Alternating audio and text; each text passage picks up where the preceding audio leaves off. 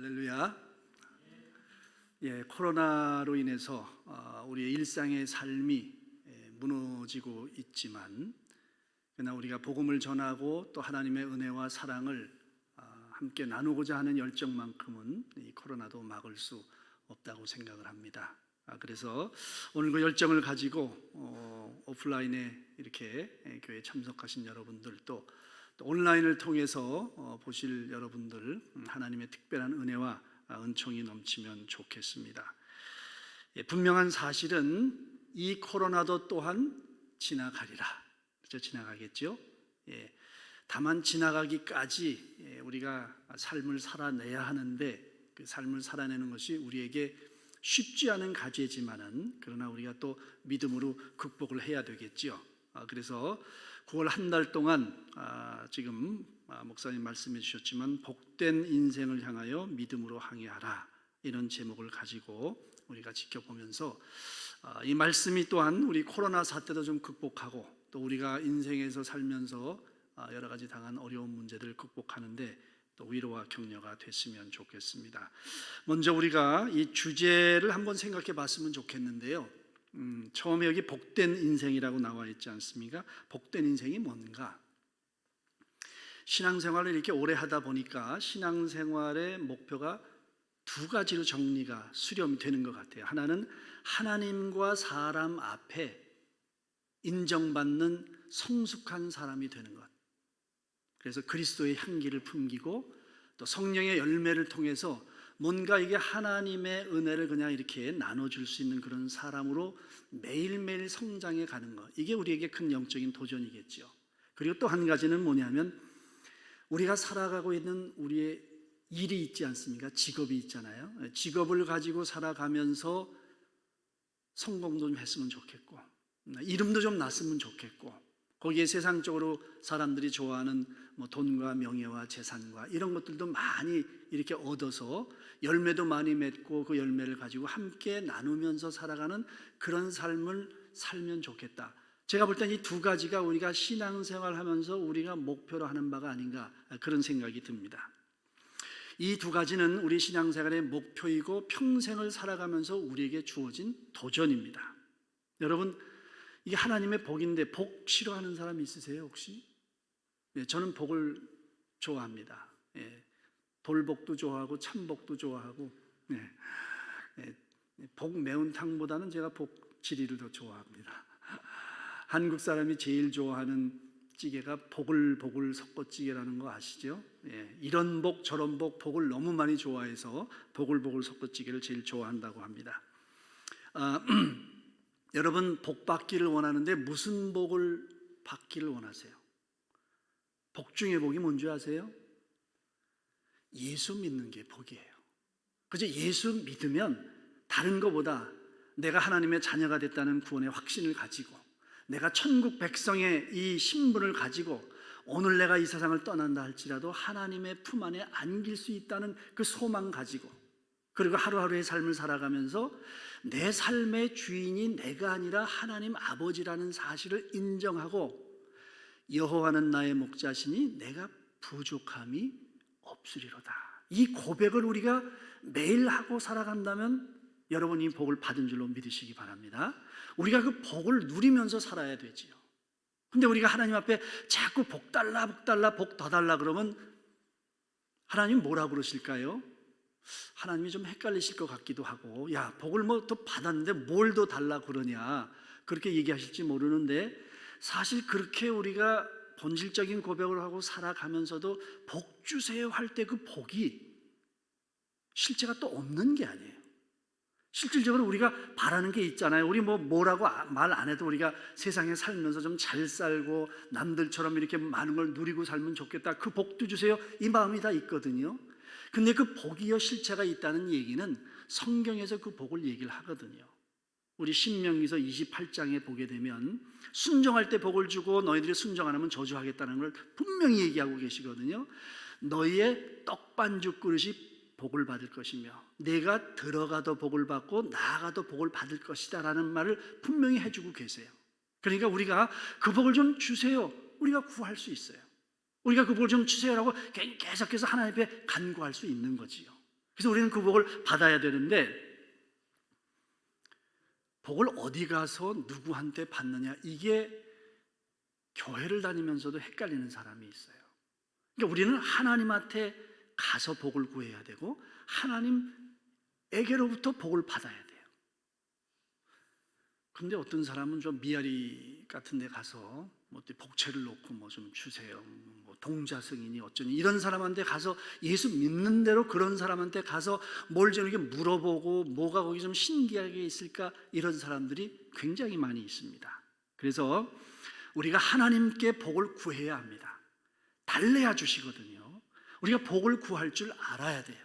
근데 이 예수 믿는데 좀 고상하게 예수를 믿어야지 복 달라는 거는, 그건 좀 뭐라 그럴까, 성숙하지 않은 신앙이다라고 하면서 복구하는 것에 대해서 부정적으로 얘기하는 사람들이 있어요. 뭐 샤머니즘적이다 그러는데, 샤머니즘이라고 하는 거는 뭐 미신적이다 그런 말도 있지만, 샤머니즘은 사실 우리 인간이 가진 종교성을 다 대변하는 거예요.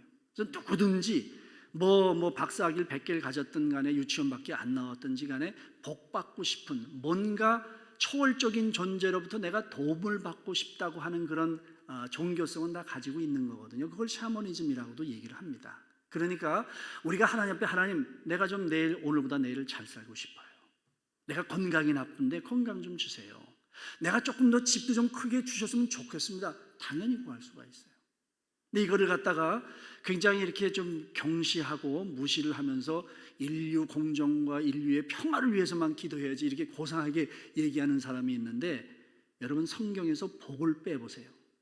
성경에 복을 빼면은요, 성경이 하나님 말씀이 아니에요. 사실 시편 1편이 뭐라고 시작하죠? 복 있는 사람은, 복부터 시작하지 않습니까? 그래서 우리가 하나님 앞에 복을 구할 줄 알아야 되는데, 기복주의는 피해야죠. 신앙생활의 유일한 목적은 복 받는 것이다. 그건 좀 잘못된 거지요. 우리가 성숙하게도 되고 남을 위해서 섬기기도 하고 봉사도 하고 희생도 하고 때로는 생명을 우리가 대신 죽기도 하는 그런 신앙의 삶과 함께 하나님 복 주시면 내가 누리면서 살겠습니다. 이게 이제 균형 잡힌 신앙의 내용이죠. 그래서 우리가 하나님께 복을 받아야 된다라는 것을 굉장히 중요하게 생각을 하는데, 여러분들이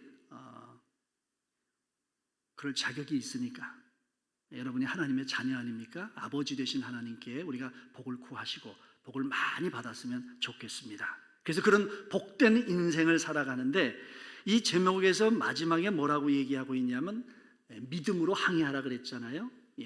복된 인생을 향해서 나아가는 인생의 여정이 바다에서 배를 타고 항해하는 것과 같다는 거예요.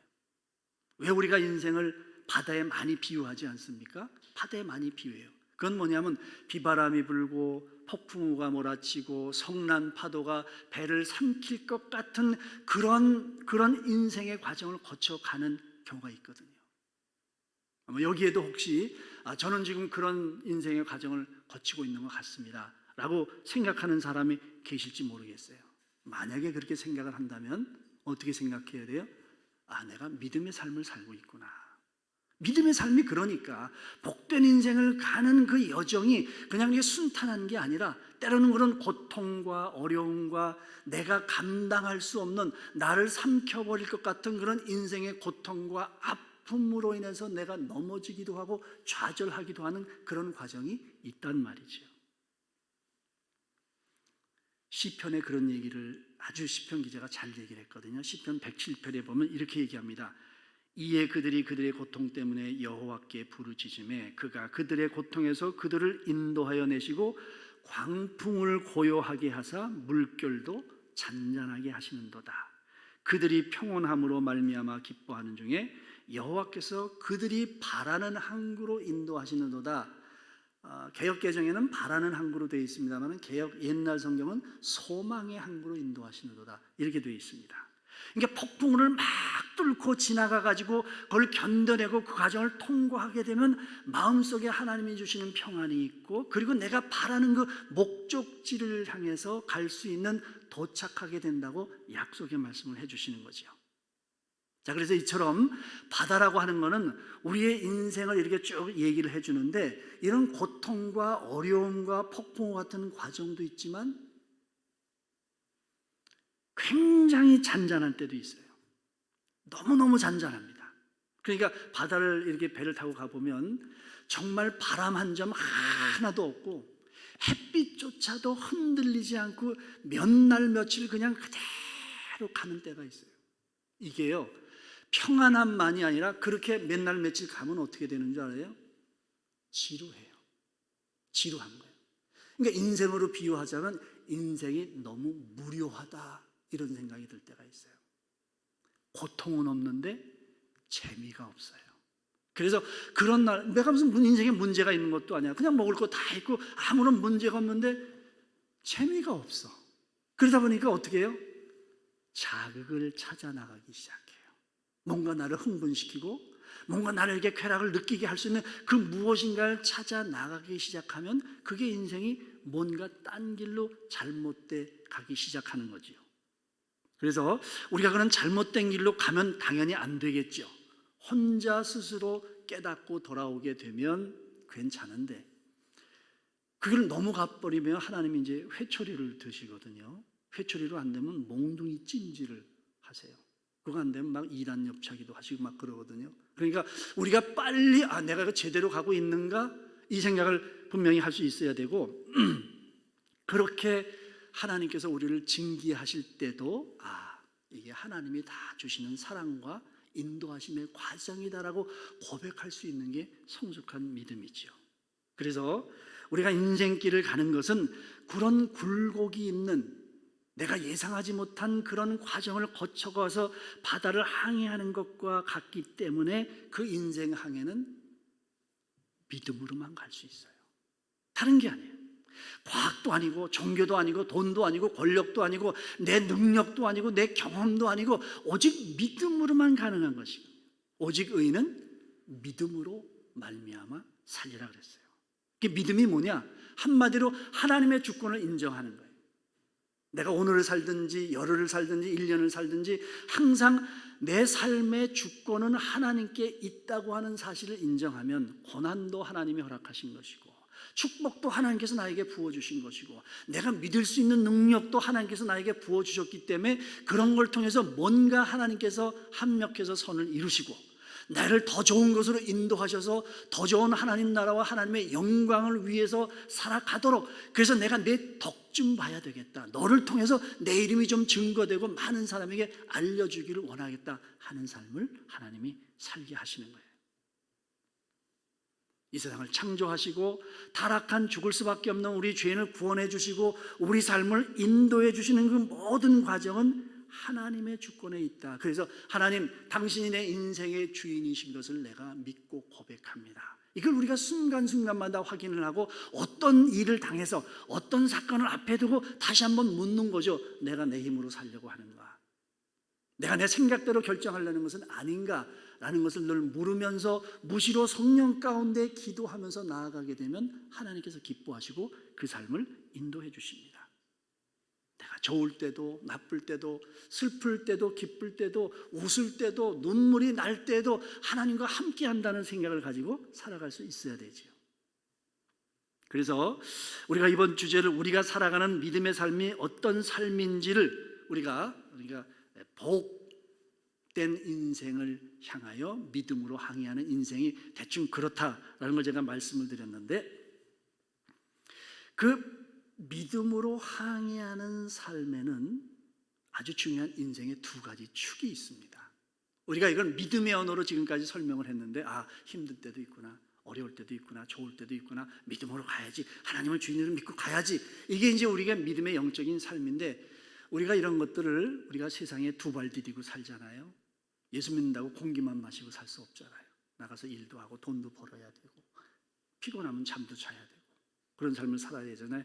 그런 관점에서 우리 인생의 중요한 두 축을 아는 것이 굉장히 중요해요. 그래서 그 인생의 여정을 정확하게 보여주는 본문이 저는 여호수아라고 생각이 돼서 여호수아 말씀을 본문으로 정했는데, 오늘 정해진 본문이 있으니까 일단 본문을 한번 같이 읽고 살펴보도록 하겠습니다. 자, 우리 여호수아 1장 1절부터 9절까지의 말씀인데 한 절씩 한번 교독하겠습니다. 여호와의 종 모세가 죽은 후에, 같이 읽죠. 여호와께서 모세의 수종자 눈의 아들 모세에게 말씀하여 이르시되 내 종 모세가 죽었으니 이제 너는 이 모든 백성과 더불어 일어나 이 요단을 건너 내가 그들 곧 이스라엘 자손에게 주는 그 땅으로 가라. 내가 모세에게 말한 바와 같이 너희의 발바닥으로 밟는 것은 모두 내가 너희에게 주었노니 곧 광야와 이 레바논에서부터 큰 강 곧 유브라데 강까지 해쪽 속의 온 땅과 또 해지는 쪽 대해까지 너희의 영토가 되리라. 네 평생에 너를 능히 대적할 자가 없으리니 내가 모세와 함께 있었던 것 같이 너와 함께 있을 것임이라. 내가 너를 떠나지 아니하며 버리지 아니하리니 강하고 담대하라. 너는 내가 그들의 조상에게 맹세하여 그들에게 주리라 한 땅을 이 땅에서 차지하게 하리라.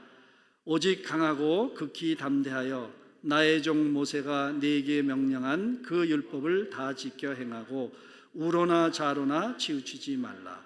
그리하면 어디로 가든지 형통하리니 이 율법책을 내 입에서 떠나지 말게 하며 주야로 그것을 묵상하여 그 안에 기록된 대로 다 지켜 행하라. 그리하면 네 길이 평탄하게 될 것이며 네가 형통하리라. 내가 네게 명령한 것이 아니냐. 강하고 담대하라. 두려워하지 말며 놀라지 말라. 네가 어디로 가든지 네 하나님 여호와가 너와 함께 하느니라 하시니라. 아멘. 예.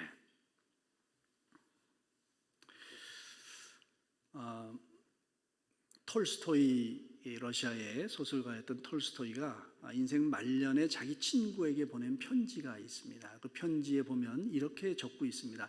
인생에서 가장 중요한 건 두 가지가 있다. 하나는 사랑하는 것이고 또 한 가지는 일을 할 줄 아는 것이다. 이 두 가지를 썼어요.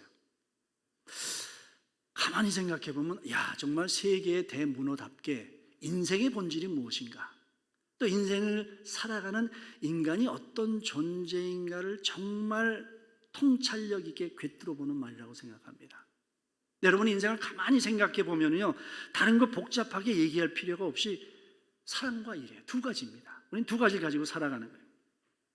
인생은 사랑과 일이라고 하는 바다 항해하는 거 얘기했으니까 이 쌍돛대를 달고 이 파도를 거쳐가는 게 저는 인생이라고 그렇게 얘기하고 싶습니다.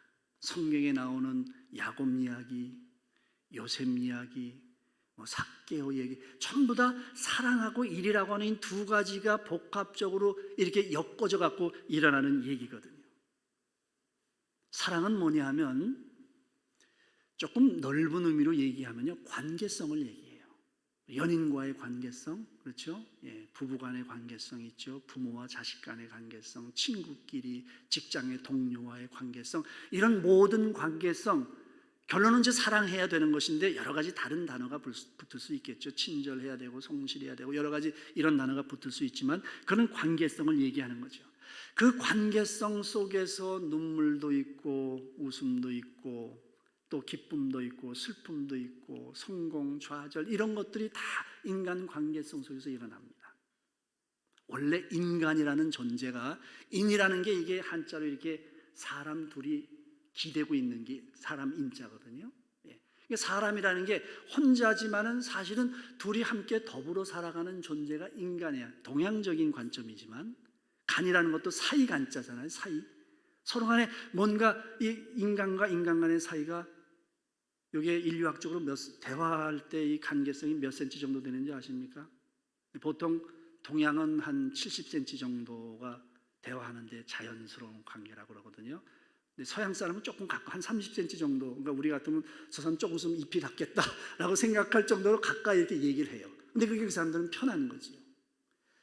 근데 요 70cm 한 1m밖에 안 되는 이 관계성 속에서 어떤 관계는 살을 맞대고 살아가면서도 지구 반대편에 있는 사람처럼 마음은 느껴지는 게 인간의 관계고,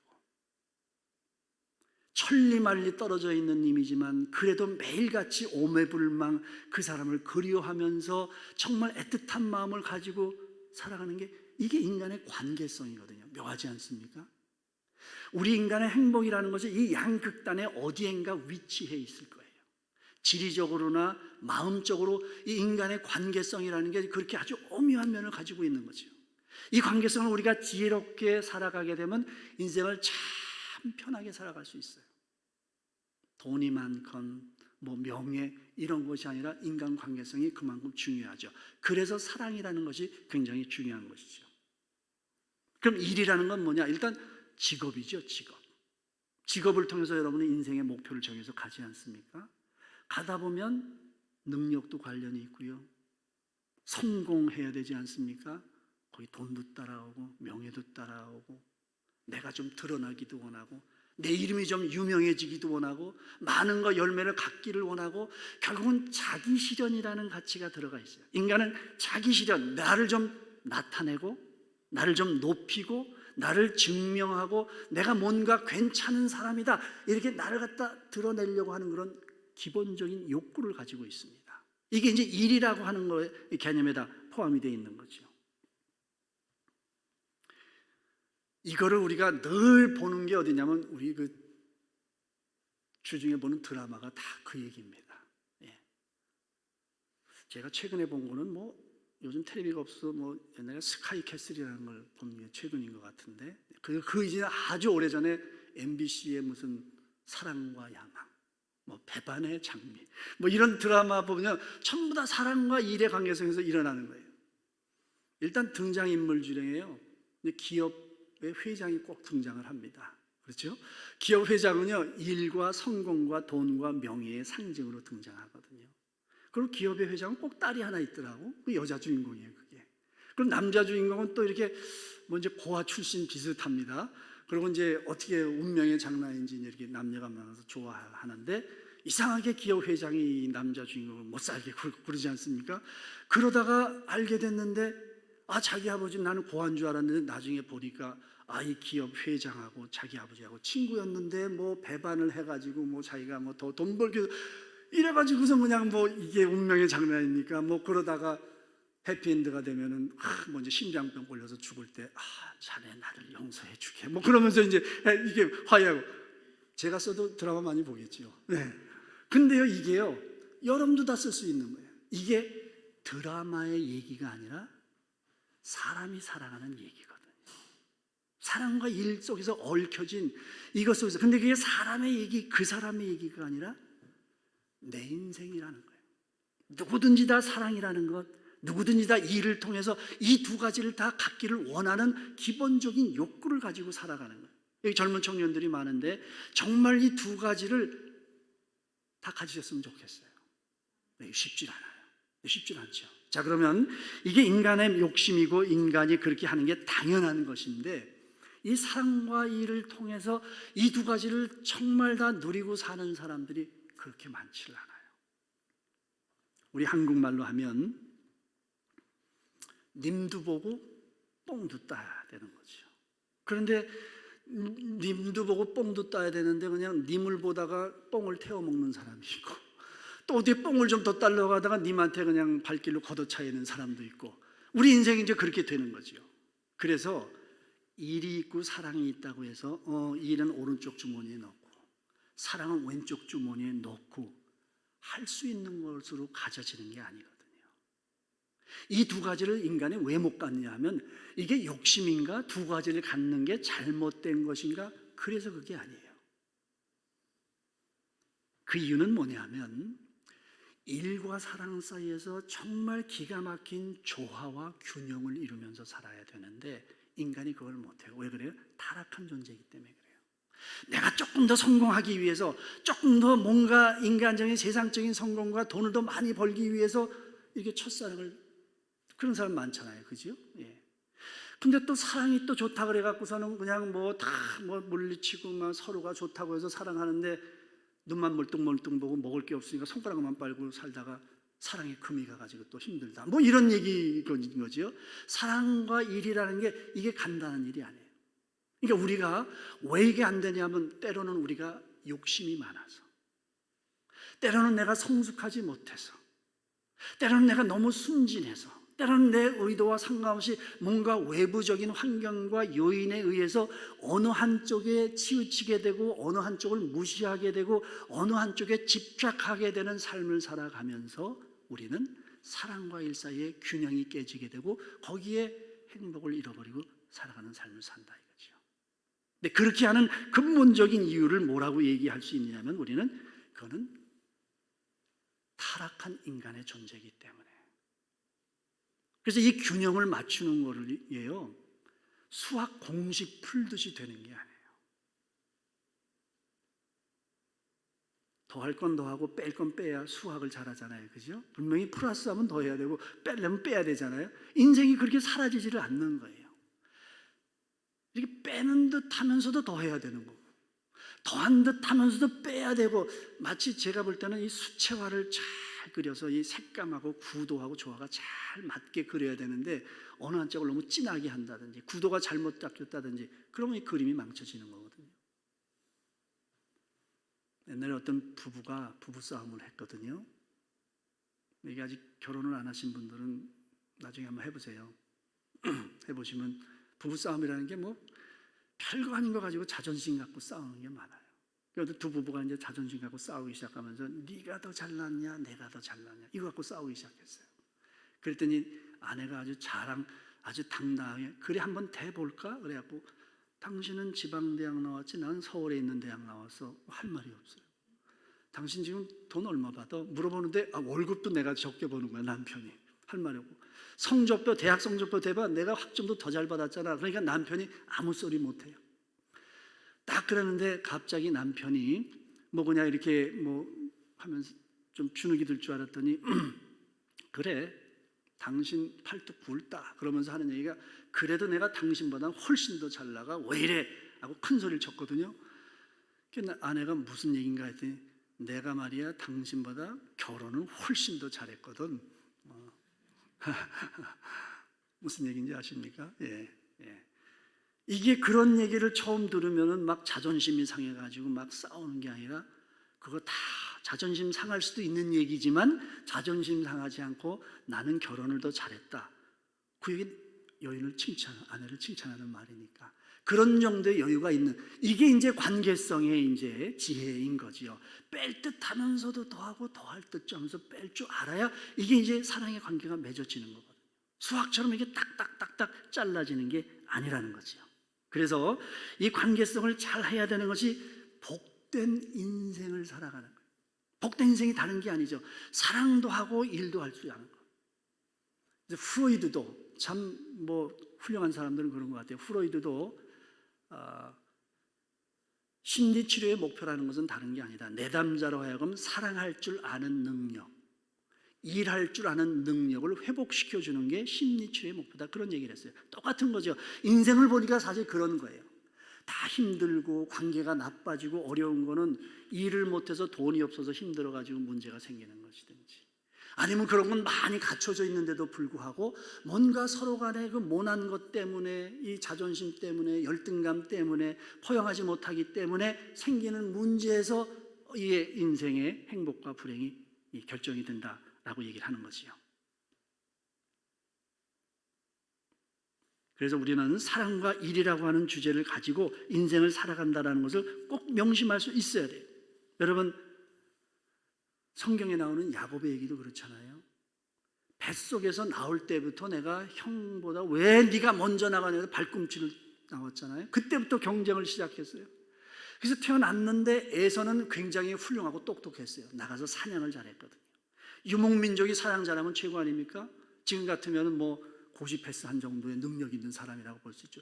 그러니까 아버지가 좋아한 거예요. 응? 이삭이가 야, 넌 역시 내 장남이다 뭐 이래가면서 칭찬하면 칭찬과 함께 따라오는 거 있잖아요. 넌 뭐 형의 발뒤꿈치 반만 따라가라 뭐 이런 얘기 들었으니까 얼마나 열등감이 많았겠어요. 그게 방에서 들어가서 방콕해갖고 계속해서 생각만 하고 이 잔머리만 굴렸잖아요. 엄마 리브가가 볼 때는 그것도 똑같은 아들인데 사랑이 누구한테 더 야곱한테 더 사랑이 가는 거죠. 그러니까 잘해주려고 하다가 편애하기 시작하잖아요. 이게 사랑과 관계성이고 일과 관계된 거잖아요. 그래가지고 마지막에 축복도 가르치게 하고 내 생각에는요 팥죽 쓰는 것도 엄마가 약간 힌트를 줬을 것 같아요. 야 형은 꼭 이 사냥 갔다 오면 막 힘들고 배고파하고 팥죽을 찾으니까 네가 그거 가지고 한번 해봐라. 그런 얘기 뭐 성경은 그런 얘기 안 하지만 내 상상 속에서 아니면 야곱이 JQ가 발달했잖아요. 이 잔머리가 발달했거든요. 얼마나 술수가 좋습니까? 그래가지고 생각하다가 그렇게 해서 이제 장자권도 뺏어오고.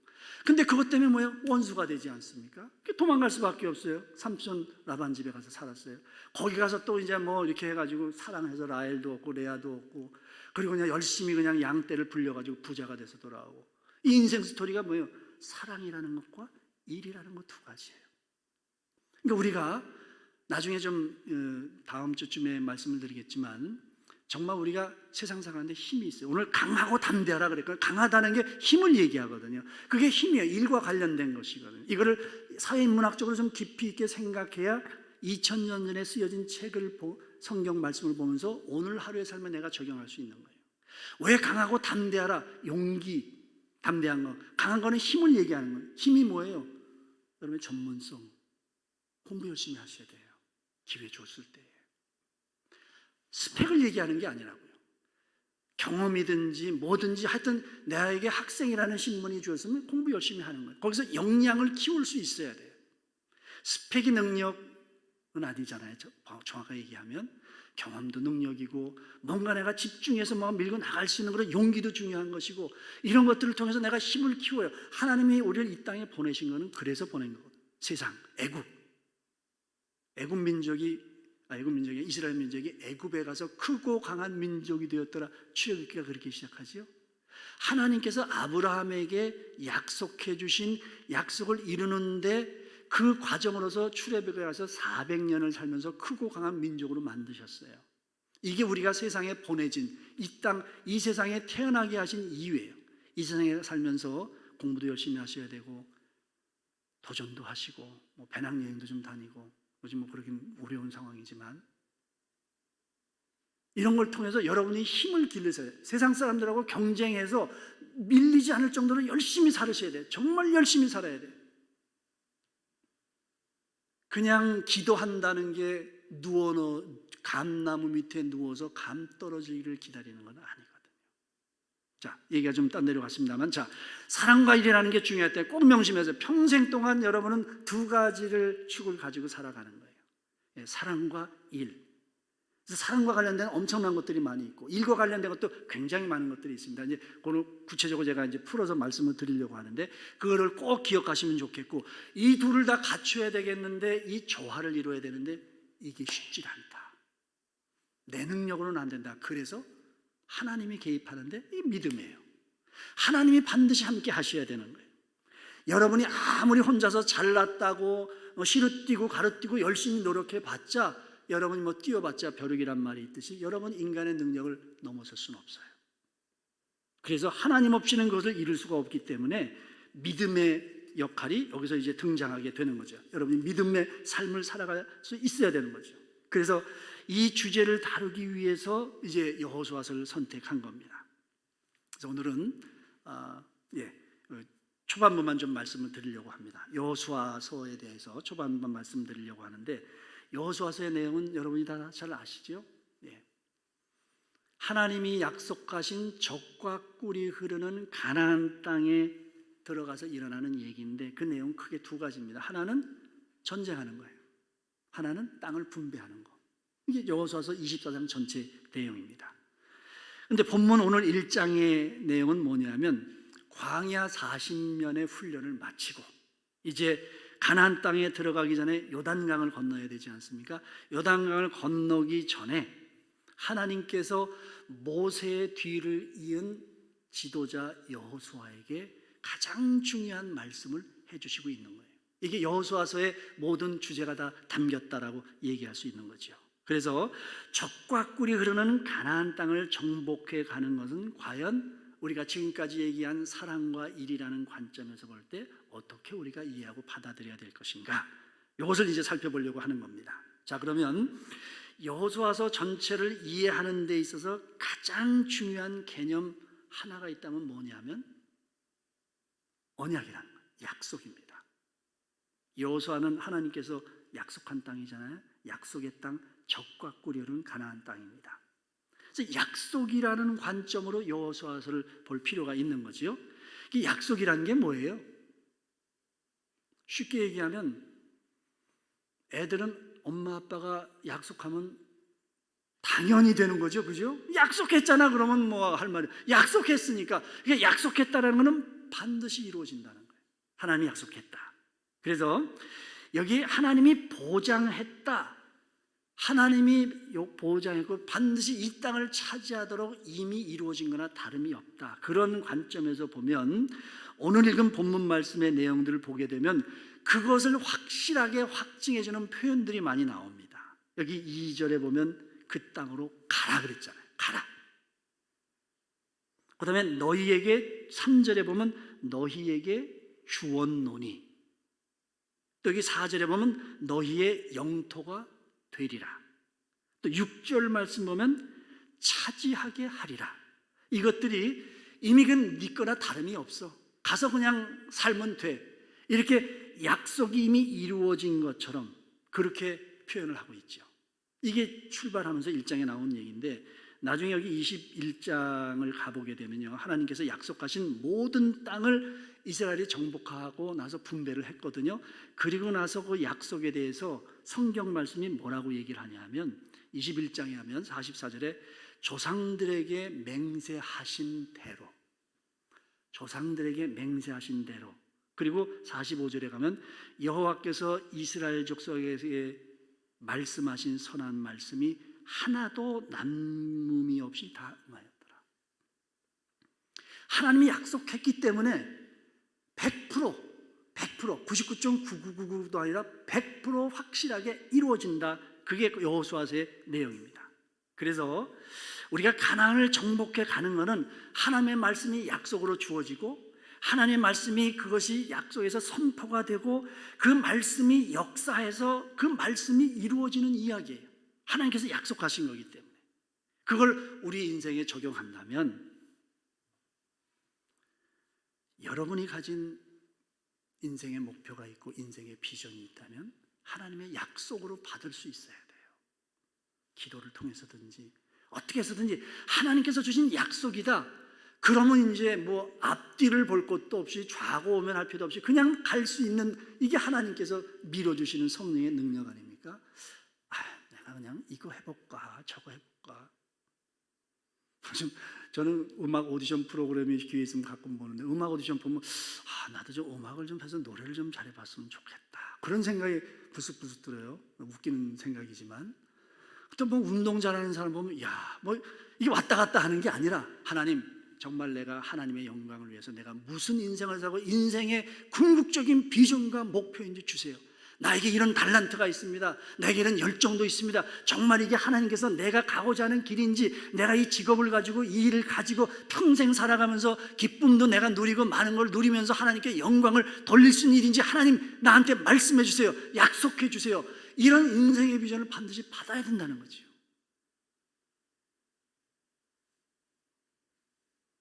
여기 1장 2절 다시 읽어보면 이렇지 않습니까? 내가 그들 곧 이스라엘 자손에게 주는 그 땅으로 가라 그랬는데, 이 가라라고 하는 표현, 요 2절에 빠진 생략된 게 있다고 생각하는데, 그건 뭐냐면 내가 오래전에 너희 조상들에게 약속한, 나는 그 표현이 빠졌다 생각해요. 그 약속한 그 내용인데 바로 그 땅이니까 그 땅으로 가라. 내가 400년 전에 내가 약속해 놓은 거다. 명령령이지 않습니까? 약속인데 강하게 명령을 하고 있는 거예요. 몸무게 한 100kg쯤 되는 아들이 하도 답답해가지고 살을 좀 빼야 되겠어서 아버지가 가서, 야, 너 저 동네 앞에 그 피트니스에 내가 가서 운동해. 아빠가 1년치 돈 다 내놓고 등록해놨어. 뭐 이런 거나 마찬가지예요. 그러니까 그 아버지 말을 그대로 들으면 뭐예요? 나한테 축복이에요. 나한테 유익입니다. 그렇죠? 다 해놨으니까 가서 내가 열심히 뛰면은 내 살이 빠지고 내가 건강을 회복할 수 있다. 내가 시키는 대로, 아버지는 내가 시키는 대로 하면 그게 나에게 복이고 그게 나에게 유익이 되는 거죠. 이게 그런 상황인 거죠. 하나님의 약속이고 그 하나님이 강하게 명령으로 요구하고 계시고 내가 따르는 게 복이라면 우리의 인생 비전도 그렇게 돼야 된다는 거예요. 하나님에게 약속해 주셨고 하나님께 나라고 지금 가라고 계속해서 망설이지 말고 주저하지 말고 의심하지 말고 가라고 명령하고 계시고, 그러니까 강하고 담대한 것이 정말 중요하구나 이렇게 느끼게 되죠. 그래서 우리가 자기 자신의 인생 비전을 하나님의 약속으로 받을 수 있어야 돼요. 이게 너무 중요하죠. 인생을 살아가는데 특별히 오늘 청년들이 있어서 이 말씀이 좀 아주 정말 중요하다고 생각하는데요. 하나님의 약속을 믿고 하나님의 명령을 따라서 하나님의 부르심에 응답하는 삶이, 그 삶이 나의 인생 비전을 위해서 사는 삶이 되면 그야말로 하나님 보실 때에는 누이 좋고 매부 좋고 하나님도 영광 받으시고 나도 정말 인생에 많은 열매를 맺는 삶이지요. 그래서 지금까지 얘기한 내용에 비추어서 다시 한번 말씀을 드린다면, 우리가 사랑과 일이라고 하는 인생의 중요한 두 축을 조화롭게 살아갈 수 있는 기본 조건이 뭐냐면 하나님께서 주신 인생 비전을 정확하게 받는 거예요. 그게 있어야 사랑과 일이 제대로 되게 돼 있어요. 근데 이게 없잖아요. 이게 이제 기우뚱하면서 뭔가 문제가 생길 수밖에 없어요. 자, 그러면 여러분 생각 가운데 아니 목사님, 일은 뭐고 사명은 뭡니까? 이렇게 물으실 수 있잖아요. 사명과 일은 일단 다른 겁니다. 하나님이 주신 사명을 위해서 내가 일하는 일이 있고 내가 사랑과 일은 다른데 사실은 같은데 달라요. 같은데 달라요. 무슨 얘기냐면, 내가 무슨 일을 하든지, 내가 뭐 직업이든지 뭘 하는데, 내가 뭐 집에서 밥 세 끼만 차리는 주부든지, 아니면 뭐 직장을 가지고 일하는 사람이든지, 아니면 무슨 노동을 하던 사람인지, 뭘 하든지 간에 그것이 하나님께서 주신 나의 일이다라고 하는, 하나님의 영광을 위해서 나를 일한다고 하는 하나님의 명분이 반드시 우선되면서 나에게 주어진 일을 해야 된다는 의미에서 사명과 인생을 분리할 수 있어야 돼요. 똑같은 일이지만, 여러분이 가서 직장에 가서 일을 해서 여러분이 일을 하는 것이지만 그것이 여러분이 먹고 살기 위해서 나의 그냥 자기 실현을 위해서 하는 일뿐만이 아니라 정말 이건 하나님께서 나에게 주신 일이고, 이걸 통해서 나는 하나님의 이름이 남에게 보여주고 증거되기를 원하는 그 하나님의 목적이 분명해서 이게 삼각형을 이룰 수 있어야 돼요. 하나님의 사명, 내 인생 비전이 있고 거기에 사랑과 일이라고 하는 이 두 가지를 갖다 삼각형 속에서 잘 이루어나가는 것이 너무나도 중요합니다. 이게 없잖아요. 여러분 좀 재미없는 얘기일지 모르지만 그 다비드 힐베르트라고 하는 그 유명한 독일의 수학자가 있습니다. 이분이 1900년도에 그 파리의 수학자 대회에서 21개의 수학 공리를 증명을 했는데, 공리라고 하는 건 한 번 얘기하면 다시 증명할 필요가 없다 뭐 그런 건데, 3개의 점은 반드시 1개의 평면을 공유한다 이런 거예요. 좀 뭐 그런가 보다 그렇게 하시면 돼요. 3개 점이 일직선상에 있으면 평면이 안 만들어지는데 3점이 일직선상에 있지 않으면 3개 삼각형이 되잖아요. 그러니까 삼각형은 반드시 평면 하나를 공유한다는 거예요. 그래서 여기 카메라 다리가 왜 3개인 줄 아십니까? 4개보다 훨씬 더 안정적이기 때문에 그래요. 4개는요 뒤뚱뒤뚱해요. 그래서 왜 이사할 때 그 장을 갖다 할 때 이 밑에 맞추는 게 어려운 게 뭐냐면, 점이 4개가 되면요 그 점이 공유하는 면이 4개가 되기 때문에 이게 맞질 않아요. 뒤뚱뒤뚱 하는 거예요. 근데 3개면은요 아무리 돼도 딱 붙어 있게 되어 있습니다. 다만 삼각형이기 때문에 그 면은 좁아지긴 하지만 제일 안정적이라는 거예요. 그러니까 인생을 살아가면서 하나님의 비전, 내 인생 사명, 내가 정말 사랑하는 사람하고, 그것이 뭐 부모님이든지 연인이든지 뭐 형제든지 하는 거고, 그 다음에 내가 나에게 주어진 일, 노동, 땀, 내가 성공, 자기 실현, 이런 이 3개만을 생각하고 가야지. 그 이외에 또 하나가 있잖아요. 인생 기웃덩어리입니다. 뭐 내가 좀 심심한데 도박이나 좀 해볼까? 도박으로 좀 해볼까? 이렇게 해서 다른 거에서 뭔가 에너지와 관심이 가는 뭐 인생의 뭐 하나가 하나님 비전과 사랑과 일이라는 거 이외에 또 하나 생기잖아요. 인생은 힘들어지기 시작해요.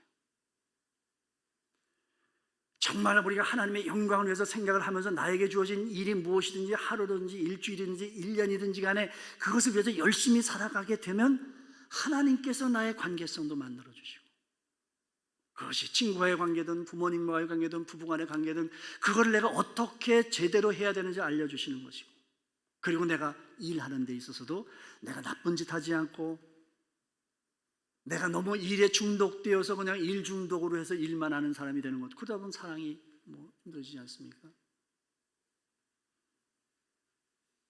듀크 대학의 아주 유명한 농구 코치 있죠. 이름을 내가 지금 까먹었는데, 그 양반이 30몇 년 동안 하면서, 미국은 그 대학 농구가 굉장히 아주 인기가 많은 스포츠 가운데 하나인데, 그래서 30몇 년 동안 몇 번 우승을 시켜도 아주 전설적인 사람인데, 프로에서도 4천만 불인가를 준다고 하는데도 거절하고 대학 농구 감독으로 남았는데, 그 이유 가운데 하나가 가정하고 내가 떨어질 수 없다 그래서 돈을 4천만 불이면 꽤 많은, 한 500억 되는 돈인데, 그 연봉을 포기하고 하질 않죠.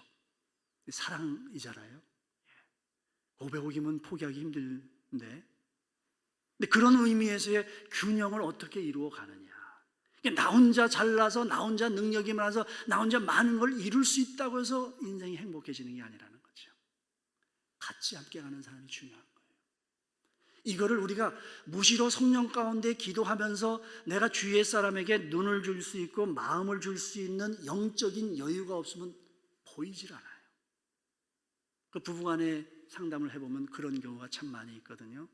남편은요, 가정에 대해서는 아무 관심이 없습니다. 집에 들어오면 밥 달라 그러고 테이블 보고 자자 이 얘기밖에 안 합니다. 애들에 대한 관심도 없고.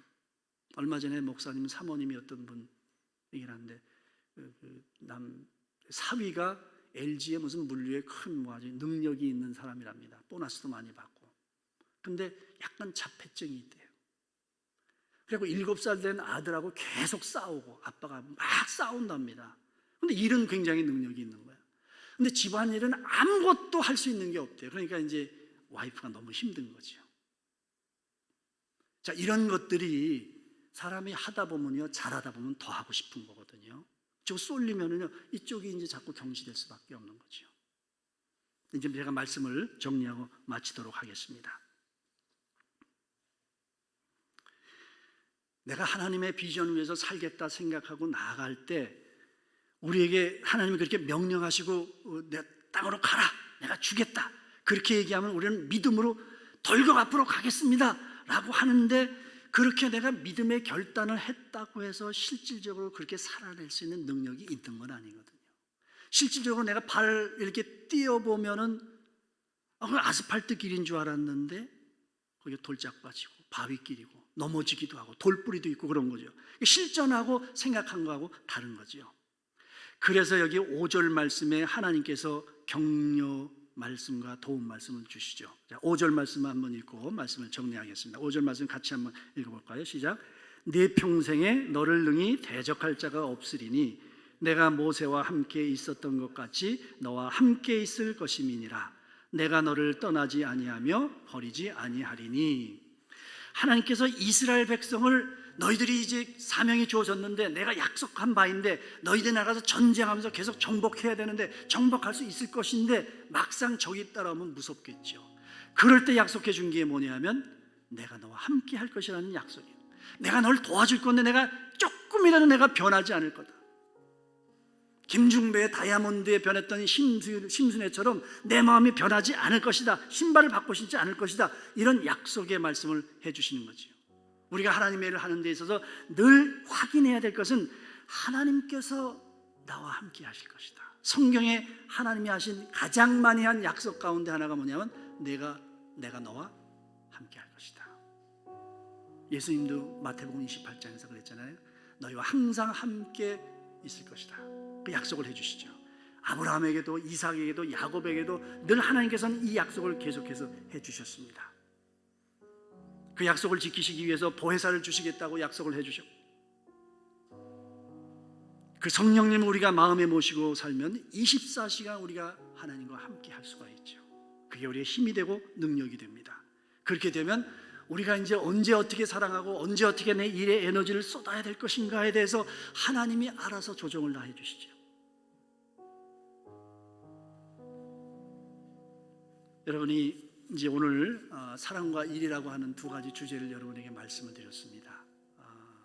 하나님의 비전, 이 세 가지를 생각하시면서 구체적으로 어떻게 사랑할 것인가, 구체적으로 능력이라는 것을 우리가 어떻게 해나갈 것인가 라는 것을 이제 앞으로 계속해서 살펴보도록 하겠습니다. 여러분들이 하나님의 약속을 받으시고, 여호수아가 하나님의 약속을 받고 하나님의 명령대로 순종해서 가나안 땅을 정복한 것처럼 여러분들도 여러분의 남은 인생을 정복해 가겠다 하는 비전을 가지고 승리할 수 있는 복된 삶을 살아갈 수 있게 되기를 주의 이름으로 축원합니다.